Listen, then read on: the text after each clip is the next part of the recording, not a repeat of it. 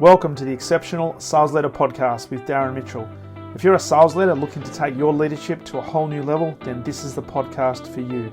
We'll be exploring tips, techniques, and strategies to help you take your leadership to the exceptional level and allow you to enjoy more money, more meaning, and better sales results.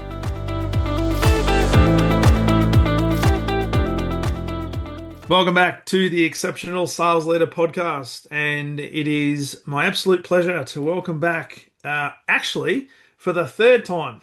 And I just realised this is the third interview because we did two episodes. Oh, we did two. In 2023, so it's been a little over 2 years. Wow. Coming in all the way from the United Kingdom, where you're telling me it's really cold. It's a bit dreary. It's also cold. It's just pouring with rain here, which is, very much what people would expect. I think whenever you talk about England. Well, and coming from Melbourne, when people have a crack at Melbourne, they say 4 seasons in one day because you can't be sure whether it's going to be hot, cold, or anything in between. But it's probably going to rain. But we're not going to talk about weather. We are going to talk about sales and sales leadership, and particularly some research you've done. Mr. Philip Squire, welcome back to the podcast. Darren, thanks so much. It's always a pleasure to take part in your podcast series. I really think you're one of the best interviewers I've met during my career. So very happy to join you again. It's an absolute pleasure. And may I say, Philip, there is only, I'm just trying to think, I think there's only another 2 people in the 6 years that I've been running the podcast who have been on the podcast 3 times. Wow. Okay. And fantastic. And this episode, I don't know what specific number it's going to be, but we're at about 860. So there's only you're in the. So talking about the winner's circle in the top 10%, Yes. you are So in do the I top make of the it top into your 1%. winners? That's right. Darren, that's amazing. Well, I remember when we had our first interview and you were talking to me about when you started and about the pandemic and already when I think we had I don't know how many you'd done, but it was a significant number of podcast interviews, and it's incredible. And I know how much effort goes into running these because we have our own podcast channel, as you know. And actually, we've really got to get you on ours too, Darren. So we will do that. But Absolutely. Anyway, nice to be back again, and thank you for having me. Looking forward to this, and it's great to have you back. And just for the listeners' benefit, I'm going to assume that not everybody may have listened to the episodes a couple of years ago, but for people listening to this, Philip is the CEO of Consalia, and the UK's only sales dedicated business school and consultancy. And I should actually preface this also by saying you are a doctor. You've done a doctorate. I am. Yes. You did some doctoral research. Is it 15 years ago now? Yes, I qualified in 2009, with the doctorate. So between 2004 and 2009, that was when the research study was done. Love it. Which we can talk about a bit. Yeah, because it Well, relates. I was gonna ask you if you can give us a little bit of your background that led you to start Consalia and what you do, because you've redone some research in 2025, which a white paper has just been released, and we'll give people access to a link at the end of this episode for them to download. And we'll talk about that towards the back. But if you can just give us a little bit of background to the Philip Squire story, what led you to start Consalia? And particularly in the sales realm, what was it about the sales industry and I guess the psychology behind sales that really got you into this type of business and the research that you do? So, like many things, Darren sort of fell into this a little bit by accident, sort of fell into sales by accident, fell into research by accident. But what it was I was doing a project with one of our clients, Hewlett Packard at the time, who had asked us to go and interview some of their customers about how their customers wanted to be sold to, not just by HP, but just generally how they wanted to be sold to. And this was to produce some video content for a big kickoff event that we were working with them on in Europe. And we chose three people to interview in the initial stage, and what I was doing was collecting stories really from buyers about good and poor practice of salespeople. And some of the buyers were very sort of charismatic and very opinionated, and had really strong points of view about salespeople. All very bright, all very intelligent. You know, we're talking about sort of C-suite type level Mm, buyers. And I remember after the first interview I did, you know, sort of asked this question. Yes, you kindly told me what you like and dislike about salespeople, and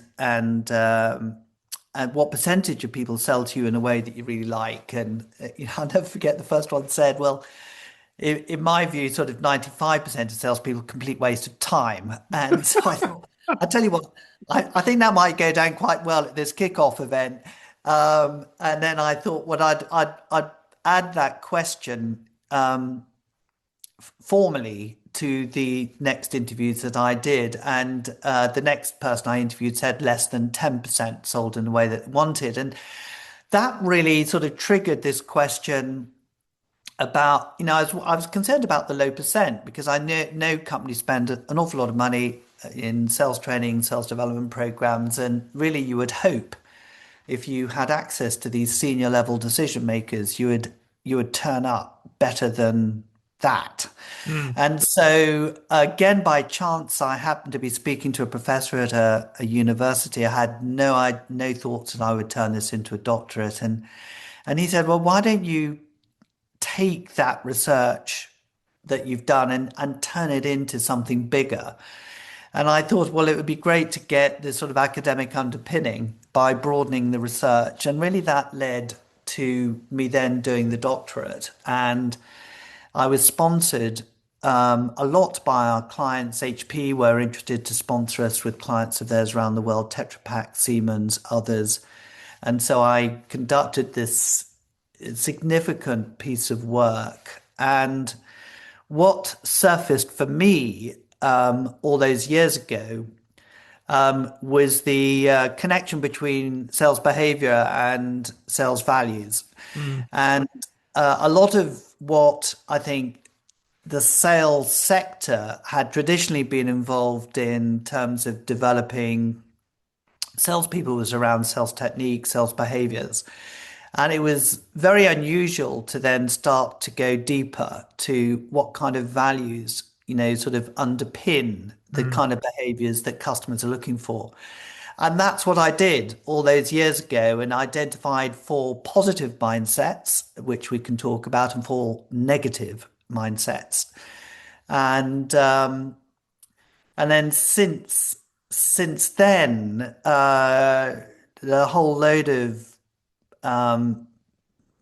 interventions had happened, working with clients, with salespeople, testing the hypothesis, evaluating um, the connection between performance and living the positive mindsets. And then we decided that after 15 years, let's go back and see whether Mm. those values are still relevant. Have there been any changes, you know, and so on. So that's a very quick summary, but I know I haven't sort of shared with you the core findings, which we could go into now if you think it's relevant. Yeah, we will. We definitely will. But it's a Yeah. really interesting topic, and I love the fact you've done a doctorate on sales because sales doesn't necessarily get taught in universities, although in MBAs it's now starting to become more prevalent. But Yes.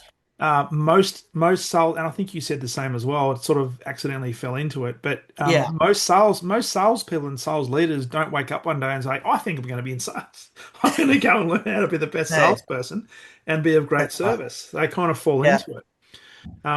But I love the fact that you, through that research and through the work you were doing at Hewlett Packard, and isn't it interesting how it came from like a sales kickoff event that they wanted you to do some interviews, and through that process, some questions were asked and some feedback. You think, man, there's something in this. Yeah, I mean, I actually I took the feedback from those interviews. I suppose you could say slightly personally, because you know I was representing an industry sector that needs to professionalize sales. And I felt, is there something that perhaps we're missing or I've Mm, been missing?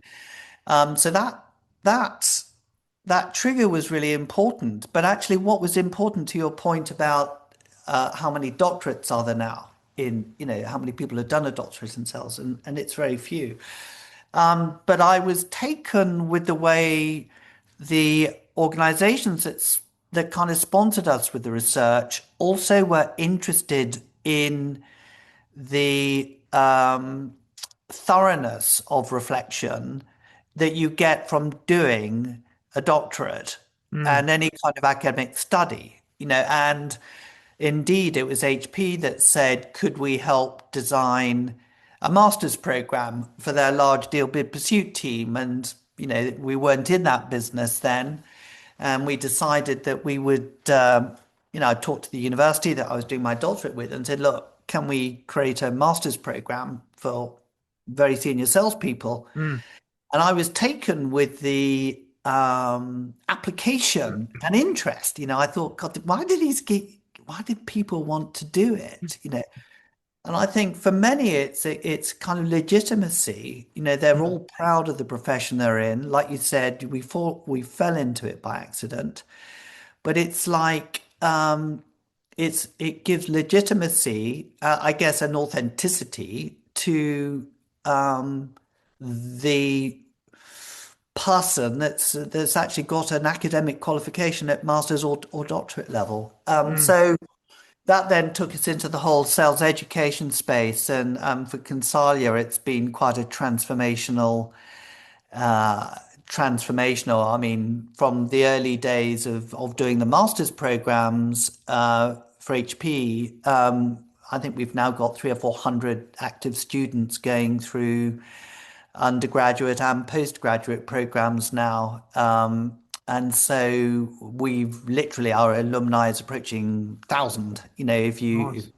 so it started small, and it's sort of grown into this amazing. Actually, it's a really amazing story, and I'm very, very kind of proud in many ways of what's been achieved. But just incredible seeing how the individual students have responded to going back to school Yeah. and writing academically Yeah. and really doing deep reflection on what I think is one of the most important functions of any business, which is sales. Well, and when you think about it, every single organization, including Hewlett Packard and all the companies you Tetra Pak and all the Yeah, others you mentioned, nothing happens without a sale being made. So that's right. it's a Yeah, it's a profession that people should be really, really proud of. I actually believe that sales is the ultimate form of service, and it's one of the greatest professions I know. yeah, But it's fascinating how many people have this negative connotation when they think of sales because I think, oh, it's all about being pushy and trying to retrofit yeah, a product or a solution into a perceived need. And we'll get into some of the negative values that yeah, you got through your research. But yeah. really, it can be one of the most fulfilling and service-based professions on the planet if done correctly. It's done correctly, and yeah, and I think you're right. I think a lot of people do it really well, and they do it very professionally, but a lot of people don't, and they tend to give the profession a bad name, and of course, that negative feedback sticks. So yeah, sometimes because people have been so often missold to, Yes. it makes it even more difficult for those that are good to get over that initial trust barrier Yes. that Yeah. you have at the very beginning. Who trusts a salesperson? Not that many, Well, so no, and I often ask the question of salespeople and of sales leaders who likes to be sold to, and it's yeah, very rare that anybody puts their hand up. It's probably I could count probably 1 in 20, one in maybe one yeah, in 30 that actually put their yeah, hand up and say, I actually enjoyed to yeah, be sold to because it's something I can learn from the person who's trying to sell me something, which kind yeah, of leads into the research you did and the yeah, discoveries that you had when you first did this research that it was more the values that underpin the behavior, not necessarily the behavior. And yet a lot of organizations focus their time on the techniques, the process, the methodology, the behavior, the doing thing. Yeah. Can we start with a bit of an understanding of the values that you found through the research, Yes. both the negative ones and the positive ones? Yeah, so I just I wonder if I'll just very quickly start with a sort of painting a picture. So you've got take an onion. The core. You've got the core of the onion, and then wrapped. You've got the different layers that are sort of wrapped round before you get to the surface of the onion. And there's a framework that influenced me quite a bit called Cortagan's onion model, which is why I mentioned onion. Yeah. And um, and behavior, it really sits at the outer surface of the onion. And then if you go from the sort of behavior, you've got competence, and then you've got values and beliefs, and then you've got mission and core. You've got these different layers. And you're right. I think a lot of, traditionally we've looked at if we want to improve sales performance, let's focus on behavior. And what's the quickest way to do that? It's by providing certain techniques, frameworks, and models Mm, whether it's a spin model or whether it's the challenger sale or whatever, these are, quite often linked to certain frameworks or methodologies. And the thing is that the customers can often see through that and they start to question, those particular techniques. So what we did in the research was to look at what is the underpinning values, set of values do salespeople need to have that will drive the kind of behavior that they really want. And if we focused on creating the right values and using those to govern how you act, think, strategize, do stuff, then will it lead to sales performance? And we identified four differentiating values that were seen very positively about salespeople from buyers. And the first one was authenticity, which is you spend a lot of time sort of coming up with the word. You could have talked about integrity, but we chose authenticity because it originates from the Greek sort of, but it's about originality. So you have your original Levi jeans. I think it was one of the early ads of Levi jeans, but but it's that originality of thinking, is part of sort of acting with integrity, but it also is about transparency and honesty and ethics and all of those elements as well. So authenticity was really important. Client centricity, obviously, it's a no-brainer. It's being focused on the client. And what we found in that first round of research was that those two are sort of foundation blocks for building trust. And without trust, you can't do the next two, which are the rarest.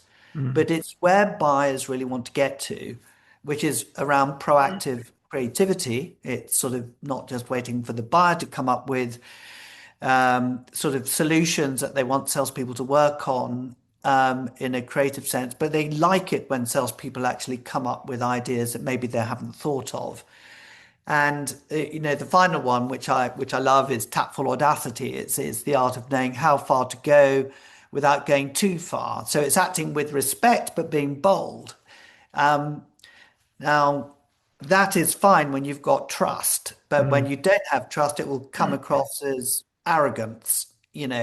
So that takes us into the negative mindsets, which were manipulation, supplier centricity, complacency, and then arrogance. So yeah, the first round of research had sort of defined these four values that were positive, four values that were negative. And then we'd worked with the large deal bid pursuit team at HP to look at particularly the large deal space to assess whether or not there's a link between winning large deals and the mindsets. And I Mm. was lucky enough to be able to work with a couple of control groups to see what could be achieved. So we started off with just the words to begin with, and then we translated that into every single step from responding to RFPs or making outgoing calls right through to negotiating and closing, but underpinning everything with the mindsets.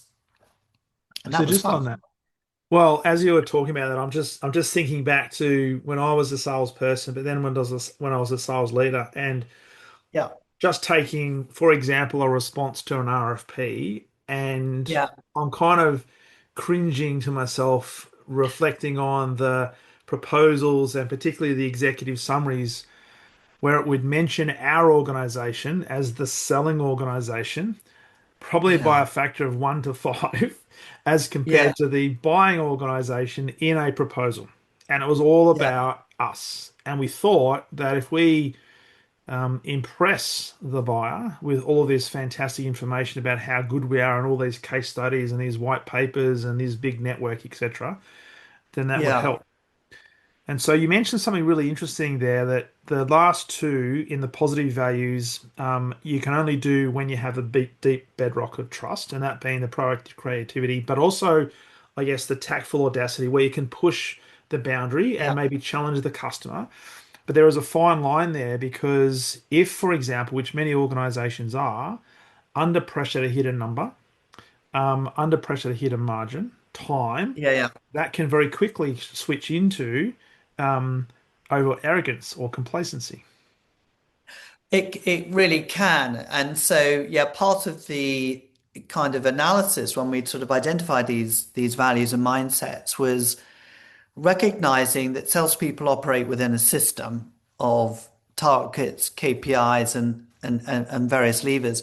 And often the system encourages the negative mindsets rather than the positive, Mm, because of the pressure to get results, meaning that you need to rush the conversation sometimes with customers, not do the research mm, as diligently as you should have done. Uh, it, yeah, I mean, it's really interesting when you start to look at all of the levers that can work for you or against you. So and this has made us realize you need to have a systemic approach if you're going to allow these values to flourish mm. in a positive way. Yeah, But yeah, yeah, it's very interesting you brought in there's a kind of leadership dimension because you're so it's so true. it Yeah. is. It is. Now, last year you did a um, another piece of research and Yeah. asking the same question, but you wanted to, I guess, interrogate and verify whether the values that were there previously still Yeah. had relevance, and particularly out of because you mentioned in your white paper as well things like the pandemic, but also the prevalence of AI. And in Yeah. a digital world, in a hybrid world, do these values mindsets still have credence in the marketplace today? Yeah. And are customers and buyers still looking for those from their sales organization, from their salespeople? Now, Yeah. interestingly, because I wanted to talk about a couple of things, and we'll draw out how authenticity now becomes intellectual authenticity, and we want to talk about that. Yeah. But I also wanted to delve into the self assessment that salespeople did Yeah. and the correlation from what they believe across those value sets as Yeah. compared to the buyers and how they interpret and how they see it. Can you just talk a Yeah. little bit about that in terms of any material change last year as compared to the first time you did the research? So, yeah, what we had now, what we have now in the last 15 years that we didn't have when I did the doctorate was we had a lot more quantitative data because we have the sales mindset survey Mm, that people can access on our website. And a lot of our client engagements will involve us in inviting our clients to complete the survey. And so, yes, we have a lot of data now that we just didn't have before. But this is self-perception, so this is how do you as a salesperson perceive yourself against the positive and negative mindsets. And so I mean, the data itself is really interesting, and we found that if you look across all four mindsets as an average of all of the 1,500 also, just under 1,500 now respondents that took part in the survey. We're quite close to what we would say you need to be in the winner's circle. So on the survey, we're saying above 80%, the chances are that you self-perceive yourself to be very strong across authenticity, client-centricity, proactive creativity, and tactful audacity. But when we looked at the data in a bit more detail, we found that less than 10% of all the respondents saw themselves above 80% across all four. Mm.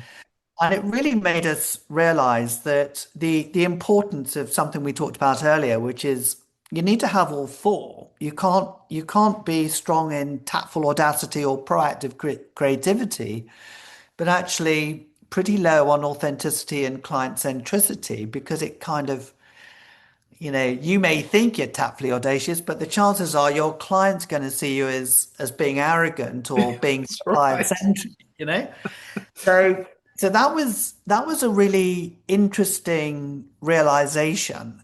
Um, so that was one thing. When we've got 180-degree data, meaning where clients, and it's possible to have a client assess you as a salesperson using the mindset survey, and we found examples of where the client's perception of salespeople were a lot lower across the four mindsets than how salespeople did. Mm. Meaning, salespeople think they're doing a lot better than clients do. But we also found the opposite. In some cases, salespeople rank themselves much lower than their customers did. And um, and what's and what's interesting about this is that it doesn't really matter in those 180-degree scenarios what the score is. What matters is what you do with the data once you get it. For example, I know that with some of our key accounts where we've done a self-assessment on how do we think as Consalia we're supporting them, we have been quite critical of Mhm. ourselves. Yeah. And we've marked ourselves, sometimes harshly quite low. When we ask the client to give feedback, they've marked us really quite high. And when we've sat down and shared the results with them, it's given us a chance to explain to them why we marked our scores low. Because we had reasons for doing it, because we Yep. felt there's more that we could have been doing that we weren't doing. Mm. And we felt that this detracted from the potential service that we could provide them. So it became a very rich source of conversation. And that's as useful as if a client had marked you very low and you mark yourselves high, because it's really important you understand how your clients perceive you as a That's it. salesperson. Yeah.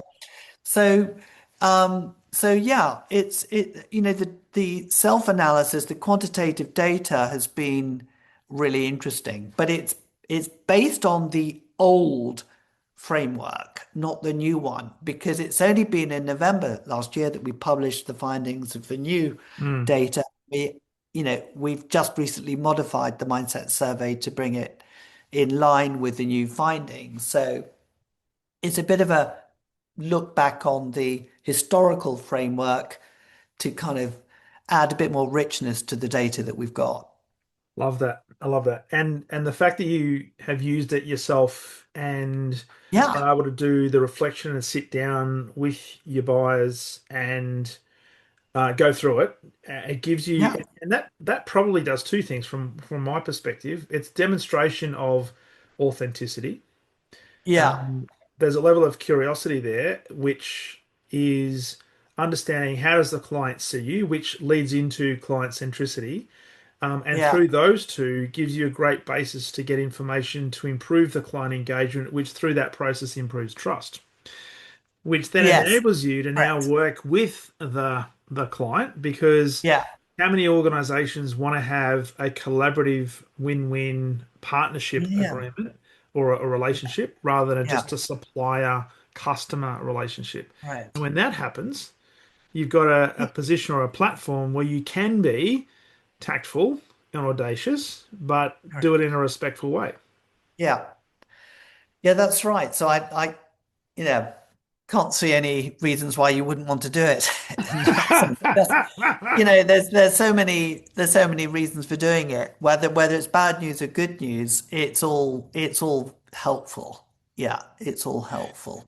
So, Um, I'd just like to add one thing yeah. that's become clear, and that is that if you are an account manager or a salesperson and you are looking after 60 or 70 accounts, Mm, it's really difficult to apply the mindsets all the time with all of those accounts. And this, for us, had sort of led us down the importance of segmentation. mm, And how do you structure your sales force? So for leaders, I think it's been an interesting exercise in sort of reinforcing the importance of segmentation and therefore the investment you need to make in your key accounts in order to kind of maximize the relational value you can get by applying the mindsets in a, in yeah. a, in a strong way. Yeah, I Yeah. love that. Because you can't, if you've got 60 accounts to manage, you simply don't You have just enough can't do it. time to be the same to all people. And of course, technology now is enabling you to get up to date more easily, but the quality thinking time that you need to have in Yeah, order to sort of come up with proactively creative ideas and bold suggestions. I mean, it takes time to do it, and it's difficult to do that. Yeah, if you've got it a is. huge account base to work on. Yeah, 100%, 100%. So before I talk about the latest research and yeah. talk about one particular element, I just wanted to ask you in relation to this research as a tool, not just for organizations to customize development plans for their sales teams, whether it be sales training, but also from a sales leadership point of view, how can they use or how have organizations used this research to be more pinpointed or more targeted in terms of the coaching, the mentoring, the development they do for their sales teams? Um, I think that when you start to talk about values, you touch upon culture, and the kind of culture that you want to kind of build in your team. And as a leader, I think that is, it's a fundamental question is, what is your vision, for how you want to drive your self and your sales teams to achieve the objectives that you have. So, and then as a leader, then it touches upon coaching and mentoring and development. If you've got, for example, if you've got a perception in your team that you've got a lot of the team could benefit from being more proactively creative or more tactfully audacious in the way that they approached. It can touch on everything from account planning to how you train them to negotiate. There's so many different things you can do to develop people's skills, Mm, design thinking if it's proactive creativity. There are many self-reflection frameworks and techniques that could be used to get people to problem solve in a more creative way. So, yeah, I mean, there's many opportunities to kind of look at how you can develop your team to apply the different mindsets when you if you believe it to be important. mm, But we often say that the starting point for driving this sort of initiative changes with customers. There's nothing, the interviewing of customers about how do you want to be sold to, I don't think happens enough. no, People do a lot of those, customer service surveys, but they don't ask, how do you want us to sell to you? And so I would often recommend start with your customer base, get the data, get the stories, because there's nothing like customers telling you yeah, what's important to them to get change happening inside the absolutely. organization. 100%.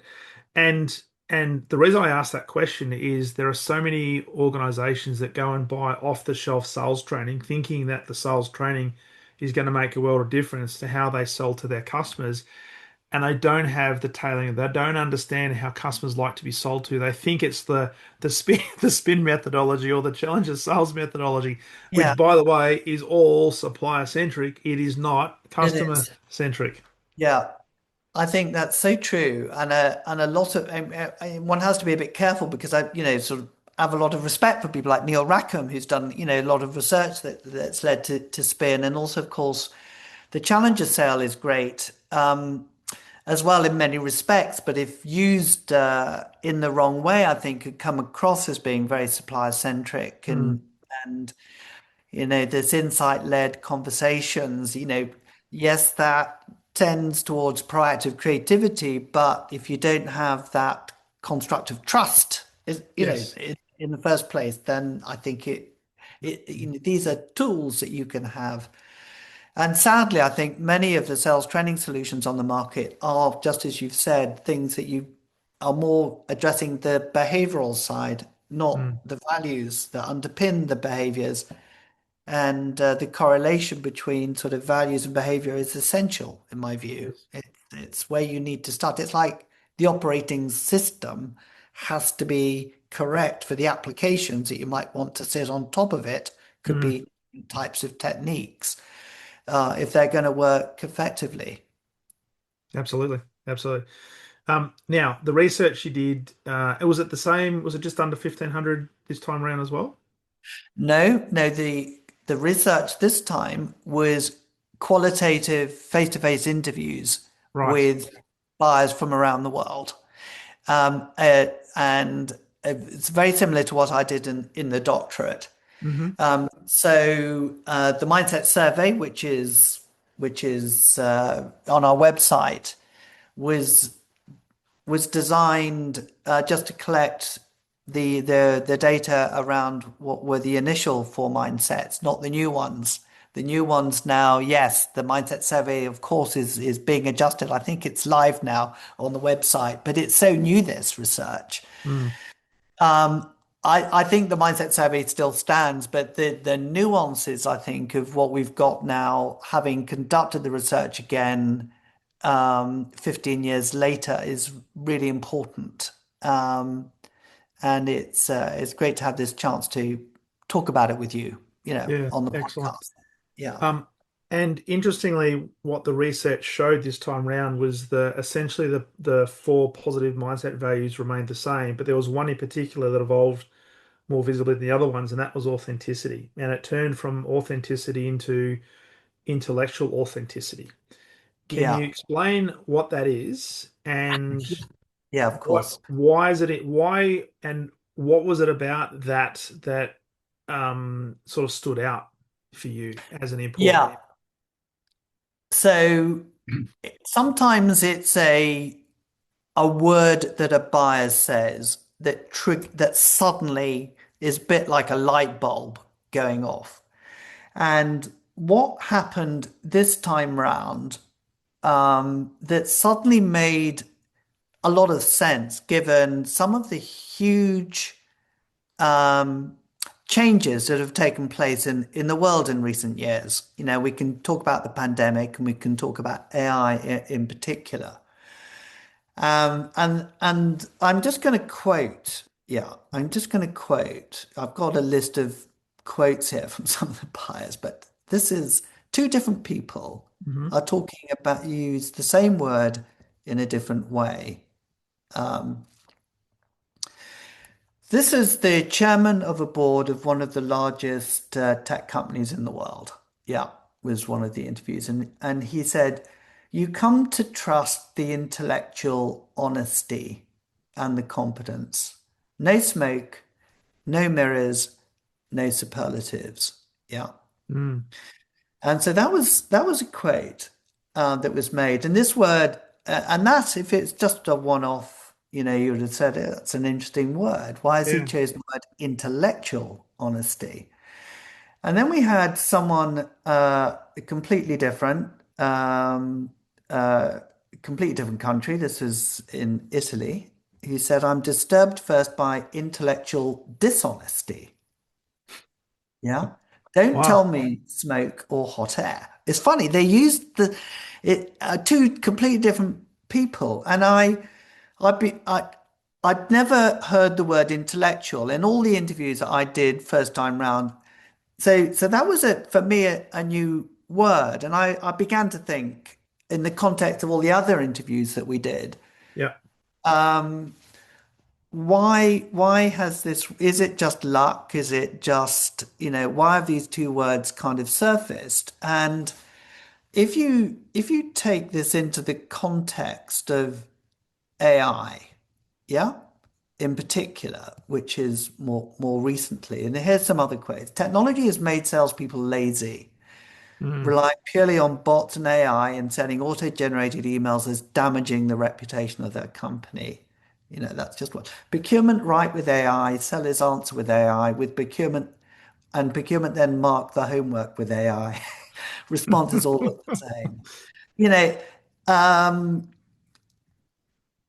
I mean, I've just picked out a few. They're selling something that isn't there. The seller is selling a bubble. And so, I'm just picking out from the many, many different quotes, and we've got a few, but I sort of came back to this thing about AI, and we're in this world of, this AI wave is hitting us. And then people are generally questioning the authenticity of approach. Mm.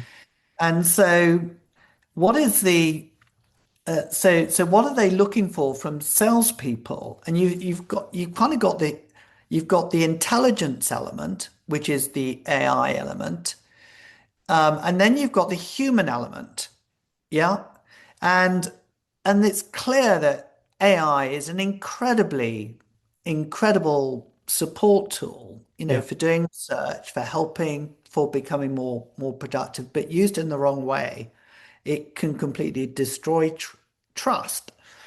So we then said, well, okay, let's go back to this word authenticity, because anyone who is themselves is authentic. Mm. But what buyers are saying, well, actually, yes, we want authenticity, but we want something a bit more than that, because and they're right. They're looking for someone who provides the an intellectual framework which is genuine, it's authentic, Yeah. in the way that they apply the way that they're looking at problem solving or they're synthesizing information or data. And that intellectual authenticity is a real differentiator for salespeople. So it's quite interesting that we use this metaphor of a butterfly in transformation. Are you trying to build a faster caterpillar? We often say by doing what you're doing more effectively, or are you trying to transform as a caterpillar into a butterfly? And so we use this a lot when we are working with sales leaders. Is the problem you're trying to solve with your sales team one that requires change, faster Mm. caterpillar, or is it? Anyway, so because we are playing with this sort of transformation imagery a lot or metaphors, then and the butterfly, we have AI on the one side of the wing of a butterfly, which is what everyone's talking about, and then we've got IA on the other side. Yeah, so it became a very, very strong image in our mind of what we think is important. So the word intellectual relates to something that we've often say on our academic programs that we teach is about reflective practice, Mm-hmm. the ability to think, the ability to to draw upon different experiences, data points, information, sort of, which is very personal. Yes, AI is important, but how you prompt AI, how you work with AI to give something that is genuinely your thinking is what buyers are saying they Mm. look for from salespeople. So they expect you to use AI, of course, but they want that magic ingredient. They want to trust you, Mm. authenticity, but they need you to be intellectually authentic in the way that you act in their And view. And is that then being more in the eyes of the buyer, more transparent? So if I am using AI in Y- research for a proposal, I actually, when I provide the proposal, I don't just do a, hey, write me a proposal to fill it for this particular training and off it goes. I interrogate it, but I also maybe put a reference point like you would in a research paper or in a book to say AI has been used in the formation of this. Is this what you're Yeah, I think that is, citing your source, citing your source is a very important component of being authentic. saying?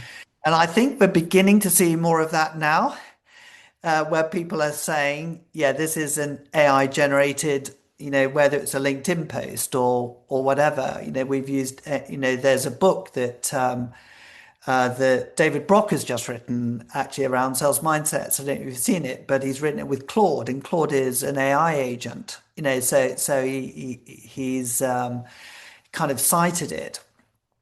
So yes, I think that that is an example. I mean, we're seeing it a lot from marking academic papers, plagiarism, and the use of AI to submit work.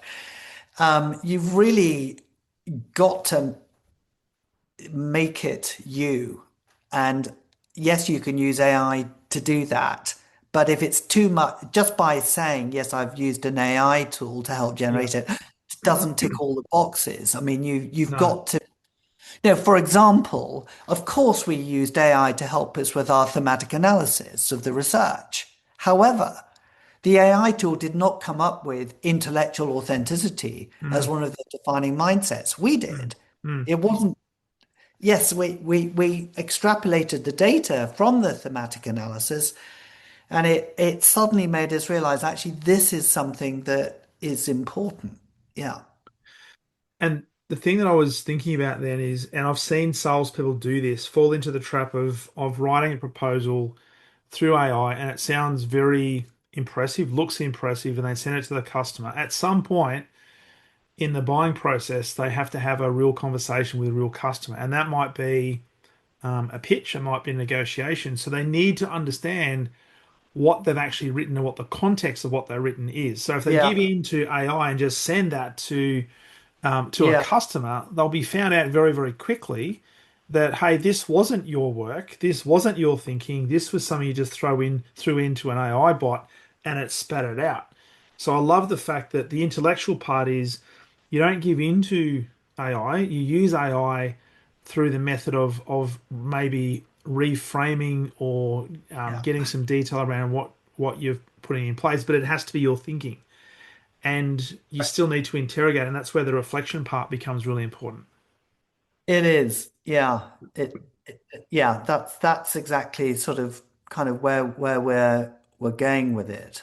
And also it's quite inspiring in a way because I think it's a slightly dystopian society that we feel we live in. What's real, what's fake, Yeah. fake news. There's so much of this sort of around, but actually it's what it's being human at the end of Mm. the day. What does being human mean in this world? Well, it's being intellectually authentic. That's being human. Well, I Yeah. think, Philip, I love your take on this. I think sort of moving forward in the next 3, 4, 5 years, the differentiation that people are going to have, and particularly salespeople and sales leaders, is the ability to be human because at the end of the day, we still crave human connection. And so if we Yeah. give in to all of the AI and get AI to do everything, then we're no longer having that human interaction. And Yeah. it's the organizations that can humanize this. And this is why I love the intellectual authenticity is you can bring back the human and focus your attention on the human because that's going to drive higher level and deeper levels of trust than your competitors if you Yeah. focus on it. 100, yeah, no, 100%. Yeah, 100%. It's really, there's no doubt that AI and agentic workflows and all of those things are going to have a profound impact, I think, on sales, Yeah. generally. But it needs to be counterbalanced with this human connection. Yeah. And And that's why in this sort of transformative world in which I think we're living now within sales, I mean, this is an interesting thought that I've got, which is, I mean, if you look at what AI can do to help the sales profession, it's huge, it's massive. You know, whether you're looking at predictive forecasting, whether you're looking at coaching, whether you're looking at putting presentations together. And I have wondered whether AI is has the potential to make a bigger impact on sales as a function than almost any other function of a business. Because we deal with data, we deal with human relationships, we deal with customers, we deal with products, we deal with services. I don't know, maybe not, but I just think it's massive. The danger is we let it take over. You know, we Yeah. let it take over the sales function. So I think getting this balance is where the magic will happen and will help differentiate salespeople from each other Yeah. and companies. Yeah, who No, embrace. and I think the point you've been making through this is that the reflection piece, the interrogation, as you mentioned before, the AI through the thematic research or the analysis didn't come up with the terminology of intellectual authenticity. You No, did. it didn't. So you can't give in to the AI. You can use it for effectiveness, but you've still got to question it. You do. Mm. Yeah. So the other piece there's two questions left I wanted to ask you because I am Yeah. conscious of time. The other point question I was going to ask you was in relation to the winner's circle. So it was interesting that a number of years ago, around about 10% would be in there. Did that materially change, or was some Oh nuance in yes, that? yeah. I'm so glad you've raised that because the other thing I've been slightly concerned about is of course when we did the research first time round, less than 10% of salespeople sold in a way customers wanted, and that's a fairly damning indictment of the sales profession. And when we did the research this time round, it was less than 30%. And so I was really pleased. Mm, The needle has moved. You know, the floor has changed in that respect. It's still only less than 30, still not good enough in our view. But it seems from the research we've done that buyers are seeing a more professional sales people sort of turn up than they did all those years ago, even though there's still room for improvement. And I felt pleased with this progression. You know, it is progress. We should yeah, celebrate it, you that's know. it. And I felt a bit awkward, keep on citing the less than 10% figure because yeah, it was so low actually all those years ago. So yes, yeah, progress has been made. So that's good news. That's really good news. Well, it also indicates that there is still work to be done, my friend. It is. There is. There is. There will always be work to be done. What I'm guessing, what I think if we come back to our global research project in a year's or two's time, I'm worried that the authenticity piece is going to score even lower Mm, because I think of this over reliance on AI. mm, So what we've decided as a business to do is to keep this survey running not once every 15 years, but to keep it updated, maybe sort of do mini research announcements every year. We haven't quite yeah, decided how we're going to do that, yeah, just to keep more of a track. But a lot of the buyers that we interviewed or people that we interviewed were worried about the role of AI in the buyer-seller engagement process, mm, even though that 30% figure also came from them. They were worried about the yeah, impact of AI. yeah, yeah. I understand that. Understand that. Um, Can I share one other thing with you just quickly? Absolutely. Yeah, which was, I was also interested going into the research about a McKinsey report, and I think possibly Gartner as well, which talked about buyers not wanting to deal with salespeople. Mm, Yeah, just deal via it's like salespeople would come extinct if you believed what they had to say. So we were very explicit in asking all of the people that we interviewed about the McKinsey report. and what their feelings were about salespeople. And it was unanimous in our survey that everyone that we interviewed said no, they absolutely saw value in engaging at a personal level with salespeople. It's really, they could not imagine. One person said, I couldn't imagine sort of spending, $1 million on a big CRM, yeah, and saying to the CEO, no, I met no one. I just couldn't see myself doing that. Saying we made a decision purely without meeting anyone from the company. And I think a lot of people feel that way. Yeah, a lot of people. So I fundamentally disagree with the data points that we've got. I really believe from certainly all the people that we've interviewed, that the role of the seller is really important to buyers, which is why so many people gave us time, for this research study. I love that.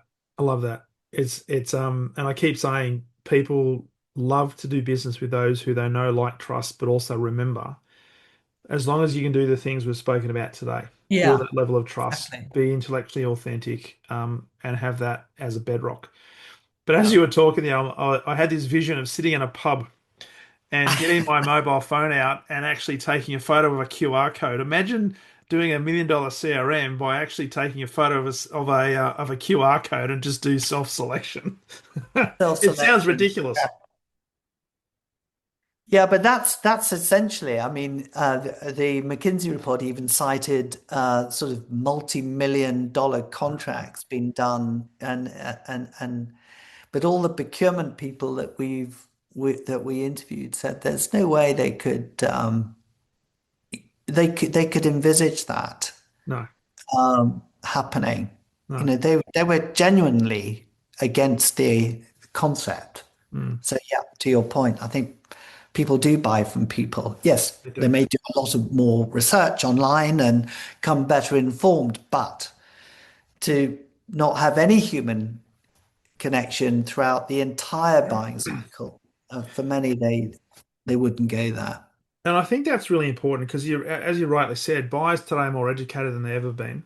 And there's more Yeah, information available to them where they're often doing research before they engage with any selling yeah, organization.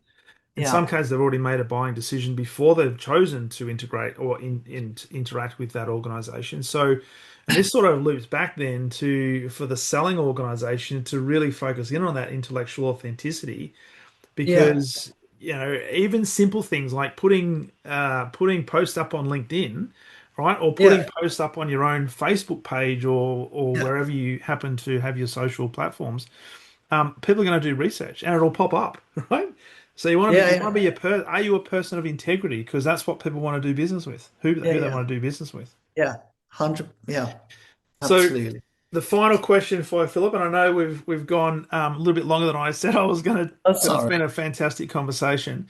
Yeah. Um, can you talk now, just briefly, to the sales leader that's listening to this, who um, is operating in a pretty competitive environment, and they've probably got some friction between um, trying to become more customer centric, client centric, but the behavior internally is more of the supply centricity and some of the pressures that come with that. With all the research that you've done, is there one or two key things that a sales leader today can focus on or start to build the muscle around to at least start moving in the direction of where we want to head, having these four positive mindset values in place? Um, as a leader, I think well, if you feel that this resonates as a leader, that to have these, then I would, what would I do? I would look at building a kind of culture around it, and you can do that by getting your customers involved in the journey because this is a customer-centric kind of initiative. So talk to your customers, ask them how do they want to be sold. Use the customer to help drive change. I mean, it's using Kotter's framework of a guiding coalition, create supporters around you that believe in making something like this happen. Um, use, different reflection techniques yourselves to work out how would you make this come alive in your business.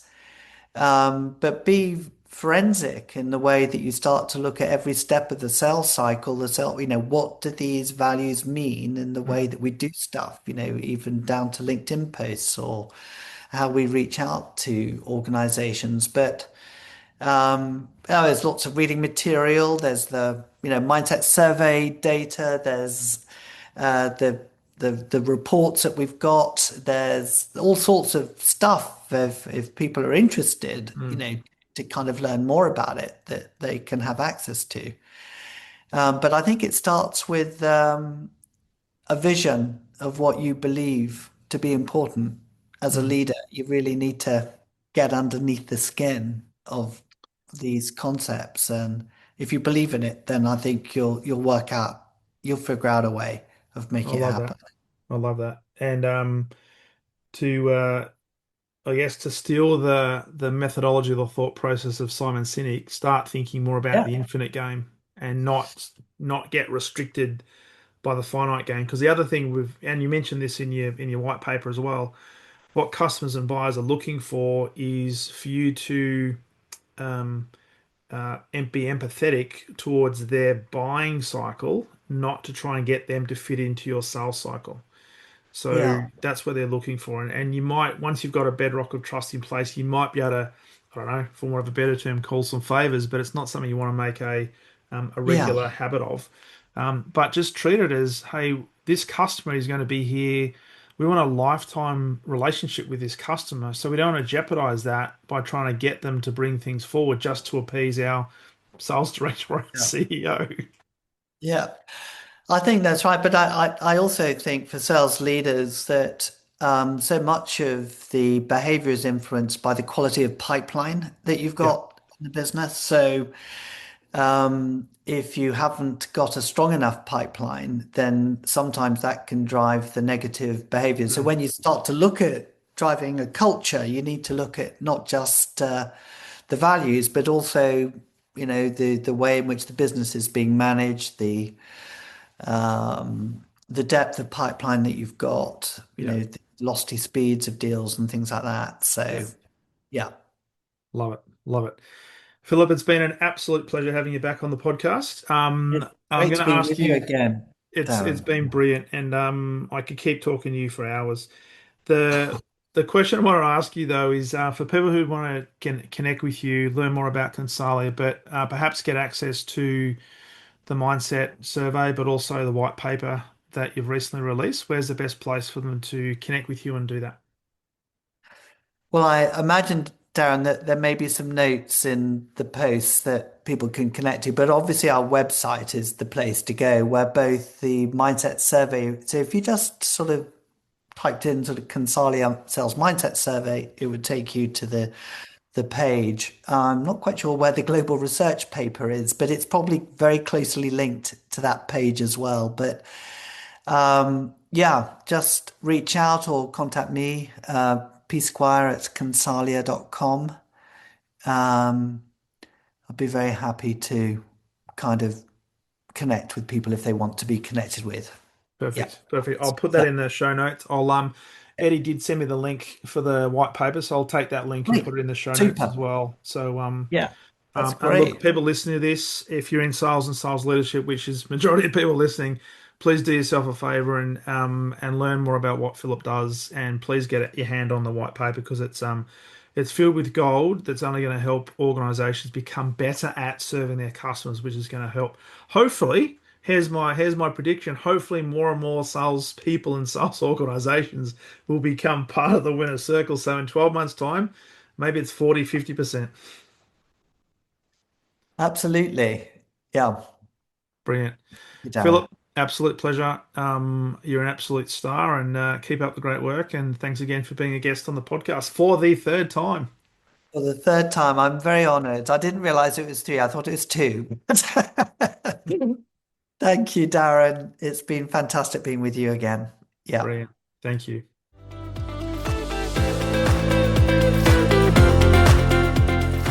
Thank you for listening to the Exceptional Sales Leader podcast. I trust the information in this episode has been helpful in your journey towards becoming exceptional. And remember, please take the time to rate the show, subscribe to the show so other people can find it. But also, if I can help you, jump on my calendar, go to leadwithdarren.com and let's have a conversation about how I can help you along your journey to being exceptional.